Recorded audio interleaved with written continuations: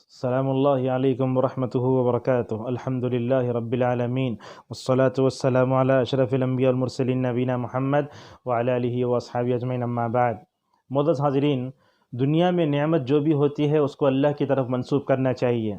حضرت زید بن خالد رضی اللہ عنہ کہتے ہیں، حدیبیہ نامی جگہ پر رسول اللہ نے فجر کی نماز پڑھائی، پلٹ کر بیٹھے، آپ نے کہا، جس نے یہ کہا کہ اللہ کی طرف سے بارش ہوئی ہے، مطرنا بفضل اللہ ورحمتہ، کہا فذالک مؤمن باللہ وکافر بالکواکب، کہا وہ بارش کو اللہ کی طرف منسوب کیا تو وہ اللہ پر ایمان لایا اور انکار کیا ستاروں کا۔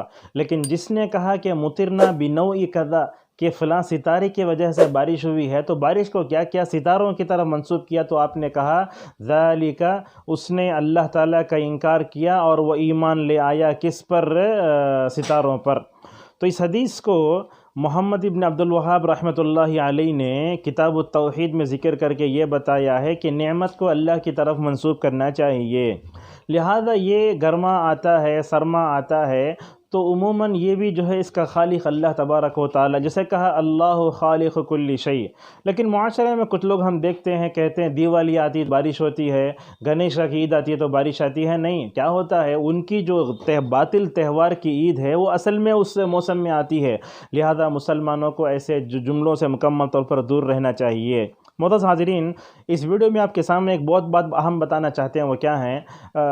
ویدر بتاتا ہے، ہاں، موسم کا حال، ٹی وی میں ہو، اخبارات میں ہو، یا ہمارے فون میں خود ہو، تو ایسے موقع پر کیا ہم جو ہے ویدر کے بارے میں، موسم کے بارے میں جو بات بتا رہے ہیں، مطلب نیوز چینل کے لوگ یا کوئی بھی سائنسدان، تو اس کو ہم کیا اس پر جو ہے مکمل طور پر یقین رکھ سکتے ہیں؟ یہ بات یاد رکھیے، اللہ تعالیٰ کی جو بات ہوتی ہے وہ بالکل صحیح ہوتی ہے، بندوں کا اندازہ کیا ہوتا ہے، غلط بھی ہو سکتا ہے۔ لہذا آپ نے دیکھا ہوگا، بولتے 6 دن بارش رہی، 3 دن میں سورج آ جاتا، کبھی ایسے بولتا، لیکن سخت گرمی رہے گی تو پورا موسم ٹھنڈا ہو جاتا۔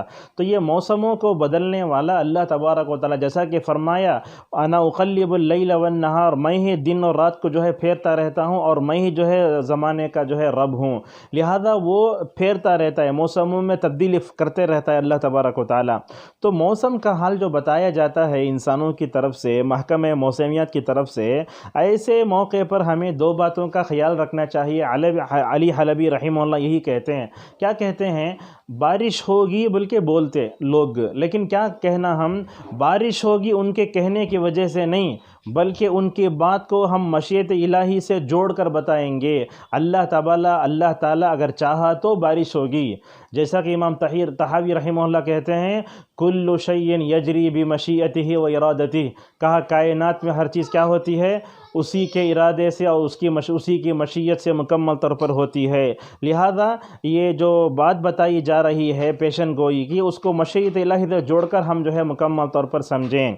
اور دوسری بات یہ ہے کہ جو بات بتائی جا رہی ہے وہ غیب کا، وہ علم غیب نہیں ہے، اس لیے کہ اللہ نے کہا ان اللہ عنده علم الساعہ وینزل الغیث، بارش ہونا، طوفانوں کا آنا، یہ سب دیکھ کر یہ لوگ بتاتے ہیں، لیکن یہ بات یاد رکھیے، وہ علم غیب نہیں، بلکہ وہ مقدمات کے نتائج ہیں۔ وہ ایک فرض چیز کر کے تصور، جیسے آپ منطق میں پڑھے ہوں گے، تصور ایسے ہوتا ہے، تصدیق ایسے ہوتی ہے، وہ مقدمات کے نتائج کو بتاتے ہیں کہ ایسے ایسے ہو سکتا ہے۔ بہرحال محکمہ موسمیات کے پیشنگیوں کو ایسا بھی ہم رد بھی نہیں کر سکتے، پوری طرح قبول بھی نہیں کر سکتے، اس کو مشیت الہی سے جوڑ کر مکمل طور پر دیکھیں اور اس کو علم غیب نہ سمجھیں اور اس پر پورا تکیہ نہ کریں۔ لیکن یہ بات بھی ہے کہ احتیاط بھی بہت ضروری ہے۔ اللہ تعالی ہم سب کو صحیح علم حاصل کرنے اور صحیح علم پر عمل کرنے توفیق عطا فرمائے۔ وما علینا الا البلاغ المبین۔